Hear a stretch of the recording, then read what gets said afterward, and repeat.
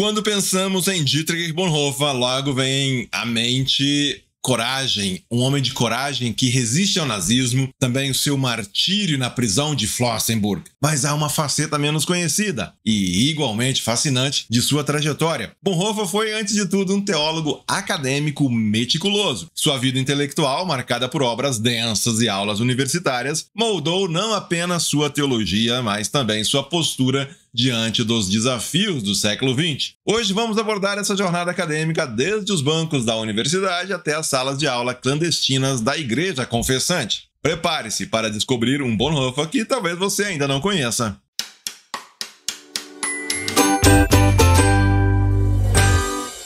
Vamos começar com Bonhoeffer e a sua formação, a formação de um verdadeiro gênio teológico. Bonhoeffer não era um teólogo comum. Aos 15 anos já estudava hebraico, grego e latim, idiomas essenciais para quem queria mergulhar nas escrituras. Aos 21 anos, concluiu seu doutorado com uma tese bastante interessante. O título Sanctorum Communio, uma análise da igreja como comunidade dos santos, vista através das lentes da sociologia e também da filosofia. 3 anos depois, em 1930, defendeu sua tese de habilitação Acton-Bake, explorando como o ser humano só se entende verdadeiramente diante de Deus. Essas obras não eram exercícios meramente teóricos. Para Bonhoeffer, a teologia acadêmica era o alicerce da prática pastoral. Ele criticava a ideia de que o chamado ao ministério vinha antes do estudo. Em uma palestra de 1933, afirmou que o que faz alguém ser teólogo não é uma experiência mística, mas a disposição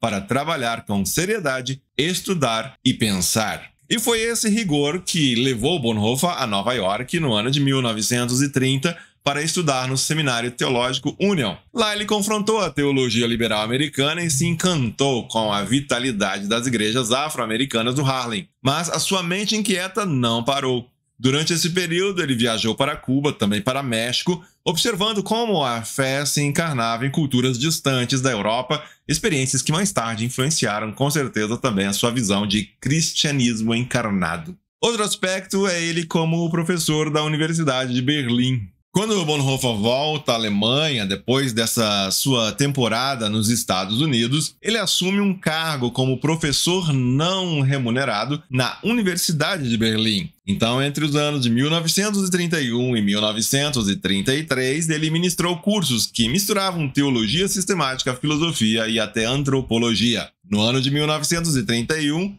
sua aula sobre a história da teologia sistemática no século XX foi um marco. Nele, Bonhoeffer declarou que Karl Barth havia revolucionado a teologia ao reconectar a pregação à palavra de Deus. Para Bonhoeffer, Barth não era apenas um teólogo da crise, mas alguém que via a teologia como serviço à igreja. A teologia existe para que o pregador fale a palavra de Deus, não suas próprias palavras, escreveu Bonhoeffer. Mas este teólogo não se limitou a repetir Barth. Em 1932, ele surpreendeu ao publicar Criação e Queda, um estudo de Gênesis 1 a 3 que combinava exegese bíblica e filosofia. Nele, afirmou que a igreja precisa ver a criação a partir de Cristo, o fim de todas as coisas. Para Bonhoeffer, Adão não era uma figura histórica, mas um símbolo da humanidade caída, uma abordagem ousada para a época. Seus alunos descreviam suas aulas como provocativas. Em um seminário sobre ética cristã,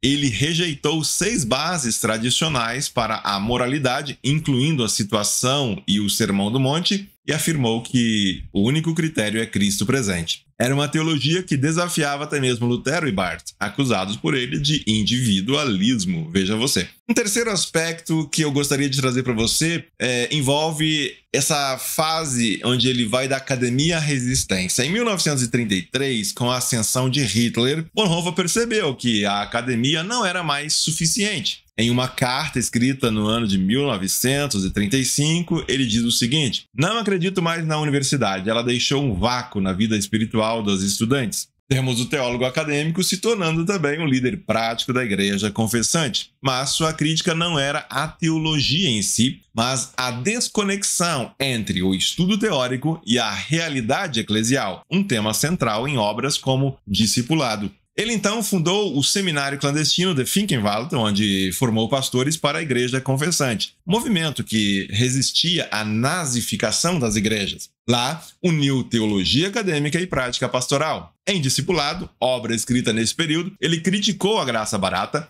e defendeu um cristianismo radical que custa a vida. Mas, até na prisão, Bonhoeffer não abandonou o rigor intelectual. Em cartas a Eberhard Bethge, um grande amigo e companheiro de jornada espiritual, refletiu sobre uma interpretação não religiosa dos conceitos bíblicos e afirmou que Deus não é um remendo para as lacunas do mundo. Ele é o centro da vida. Sua última declaração como acadêmico, em 1944, ao saber que uma tia estava morrendo, escreveu: "Se eu soubesse que meu fim está próximo, voltaria a ensinar teologia e pregar." 2 meses depois dessa frase, era executado por sua participação na resistência. Uma frase fruto de reflexão diante da realidade da morte, não somente de uma tia com diagnóstico de câncer, mas também a sua própria morte, mediante o contexto em que se encontrava. Bonhoeffer confessa que lamentaria ter que partir tão cedo, mas se me perguntassem o que faria, creio que tentaria reunir algumas pessoas para algumas aulas e então pregaria o mais frequentemente possível, disse ele. Para finalizar, Bonhoeffer nos legou uma lição crucial. A teologia não é um exercício abstrato, não é algo restrito ao mundo das ideias. A teologia tem lugar na sala de aula e em longos e solitários momentos de reflexão, mas só faz sentido quando encarnada na vida real, seja na pregação, na resistência ao mal ou no cuidado com o próximo. Seu exemplo desafia todos nós. Como integrar profundidade acadêmica e compromisso prático? Como ser teólogo não apenas de livros, mas também de ação? Bonhoeffer respondeu com a vida e nos convida a fazer o mesmo. Que Deus abençoe você e seja você uma bênção.